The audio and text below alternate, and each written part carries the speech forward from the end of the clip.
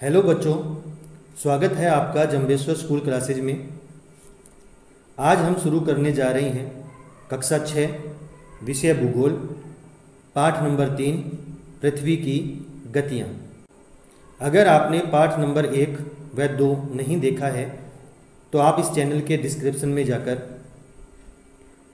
उस पाठ को देख सकते हैं। शुरू कर रहे हैं पाठ नंबर 3 पृथ्वी की गतियाँ। जैसा कि आप जानते हैं, पृथ्वी की गति दो प्रकार की है, घूर्णन एवं परिक्रमण। पृथ्वी का अपने अक्ष पर घूमना घूर्णन कहलाता है। पृथ्वी का अपने अक्ष पर घूमना घूर्णन कहलाता है। सूर्य के चारों ओर एक निश्चित कक्ष में पृथ्वी की गति को परिक्रमण कहते हैं। सूर्य के चारों ओर एक निश्चित कक्ष में पृथ्वी की गति को परिक्रमण कहते हैं। पृथ्वी का अक्ष एक काल्पनिक रेखा है जो इसके कक्षीय सतह से 66.5 डिग्री का कोण बनाता है। वह समतल जो कक्ष के द्वारा बनाया जाता है उसे कक्षीय समतल कहते हैं। पृथ्वी सूर्य से प्रकाश प्राप्त करती है। पृथ्वी का आकार गोले के समान है, इसलिए एक समय में सिर्फ इसके आधे भाग पर ही सूर्य की रोशनी प्राप्त होती है। चित्र 3.2 में देखेंगे, सूर्य की ओर वाले भाग में दिन होता है, जबकि दूसरा भाग जो सूर्य से दूर होता है वहाँ रात होती है। ग्लोब पर वह वृत्त जो दिन तथा रात को विभाजित करता है उसे प्रदीप्ति वृत्त कहते हैं। ग्लोब पर वह वृत्त जो दिन और रात को विभाजित करता है उसे प्रतिदीप्ति वृत्त कहते हैं। यह वृत्त अक्ष के साथ नहीं मिलता, जैसा कि आप चित्र 3.2 में देख सकते हैं। पृथ्वी अपने अक्ष पर एक चक्कर पूरा करने में लगभग 24 घंटे का समय लेती है। घूर्णन के समय काल को पृथ्वी का दिन कहा जाता है और यह पृथ्वी की दैनिक गति है। चित्र 3.1 देखते हैं।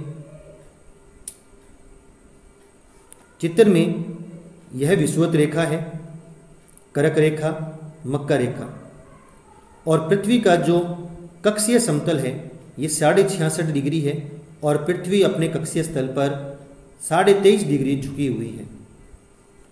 यहाँ देखें, प्रतिदीप्ति की बात हुई थी। ये प्रतिदीप्ति रेखा है, वृत्त है, जो अपने इस उत्तर और दक्षिण ध्रुव का जो अपने अक्ष था इसके साथ बिल्कुल नहीं मिलता। घूर्णन के कारण पृथ्वी पर दिन व रात। क्या आप जानते हैं, प्राचीन भारतीय खगोल शास्त्री आर्यभट्ट ने बताया था कि पृथ्वी गोल है और अपने अक्ष पर घूर्णन करती है।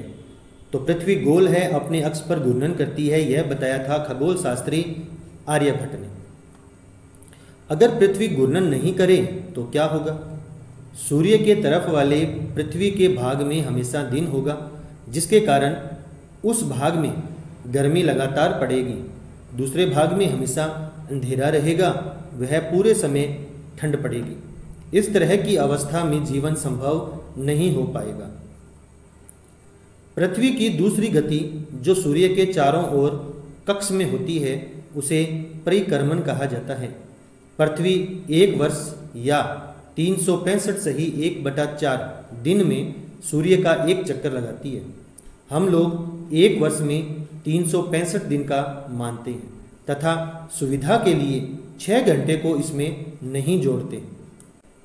4 वर्षों में प्रत्येक वर्ष के बचे हुए 6 घंटे मिलकर एक दिन यानी 24 घंटे के बराबर हो जाते हैं। इसके अतिरिक्त दिन को फरवरी के महीने में जोड़ दिया जाता है।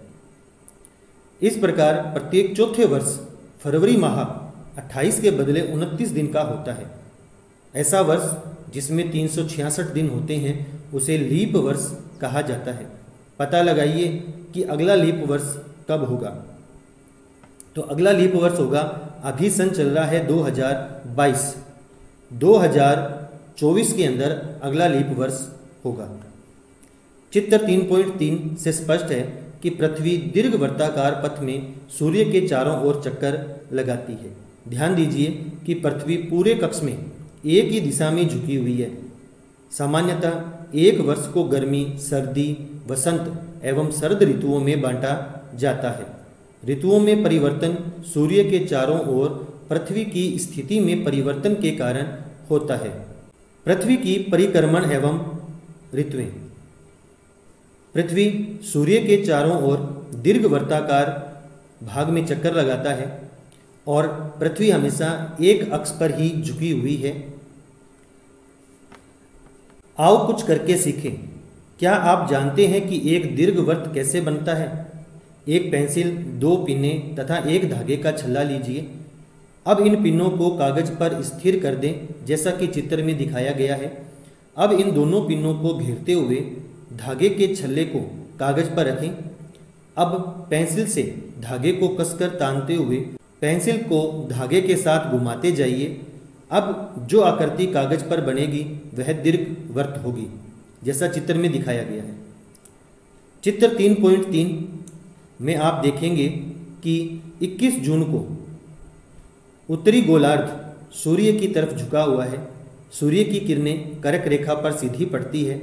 इसके परिणाम स्वरूप इन क्षेत्रों में ऊष्मा अधिक प्राप्त होती है। ध्रुवों के पास वाले क्षेत्रों में कम ऊष्मा प्राप्त होती है, क्योंकि वहाँ सूर्य की किरणें तिरछी पड़ती है। उत्तर ध्रुव सूर्य की तरफ झुका होता है तथा उत्तरी ध्रुव रेखा के बाद वाले भागों पर लगभग 6 महीने तक लगातार दिन रहता है। चूँकि उत्तरी गोलार्ध के बहुत बड़े भाग में सूर्य की रोशनी प्राप्त होती है, इसलिए विषुवत के उत्तरी भाग में गर्मी का मौसम होता है। 21 जून को इन क्षेत्रों में सबसे लंबा दिन तथा सबसे छोटी रात होती है। पृथ्वी की इस अवस्था को उत्तर अयनांत कहते हैं। 22 दिसंबर को दक्षिण ध्रुव के सूर्य की ओर झुके होने के कारण मकर रेखा पर सूर्य की किरणें सीधी पड़ती है। चूँकि सूर्य की किरणें मकर रेखा पर लंबवत पड़ती है, इसलिए दक्षिण गोलार्ध के बहुत बड़े भाग में प्रकाश होता है। इसलिए दक्षिण गोलार्ध में लंबे दिन तथा छोटी रातों वाली ग्रीष्म ऋतु होती है। इसके ठीक विपरीत स्थिति उत्तरी गोलार्ध में होती है। पृथ्वी की इस अवस्था को दक्षिण अयनांत कहा जाता है। क्या आप जानते हैं कि ऑस्ट्रेलिया में ग्रीष्म ऋतु में क्रिसमस का पर्व मनाया जाता है और भारत में सर्दी की ऋतु में क्रिसमस डे मनाया जाता है। 21 मार्च और 23 सितंबर को सूर्य की किरणें विषुवत वृत्त पर सीधी पड़ती है। इस अवस्था में कोई भी ध्रुव सूर्य की ओर नहीं झुका हुआ होता, इसलिए पूरी पृथ्वी पर रात व दिन बराबर होते हैं। इसे विषुव कहा जाता है। 23 सितंबर को उत्तरी गोलार्ध में शरद ऋतु होती है, जबकि दक्षिण गोलार्ध में वसंत ऋतु होती है। 21 मार्च को स्थिति इसके विपरीत होती है, जब उत्तरी गोलार्ध में वसंत ऋतु होती है और दक्षिण गोलार्ध में शरद ऋतु होती है। इस प्रकार स्पष्ट है कि पृथ्वी के घूर्णन और परिक्रमण के कारण दिन व रात तथा ऋतुओं में परिवर्तन होता है। आओ कुछ करके सीखें। एक ही दिशा में पृथ्वी के झुकाव को समझने के लिए मैदान पर एक बहुत बड़ा दीर्घवृत्त बनाएं तथा छड़ी में लगा हुआ एक डंडा लें। दीर्घवृत्त वाली रेखा पर कहीं भी खड़े हो जाएं। वहां से दूर स्थित किसी वृक्ष के सबसे ऊपरी हिस्से के किसी बिंदु की ओर झंडे से दिखाएं। अब झंडे को उसी स्थिर बिंदु की तरफ रखते हुए दीर्घवृत्त पर चलें। इसी प्रकार पृथ्वी का अक्ष हमेशा एक ही स्थिति को झुका हुआ रहता है।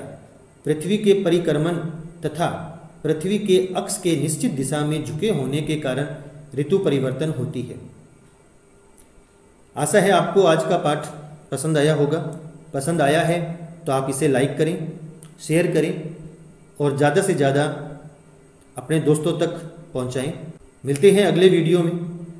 तब तक जय हिंद,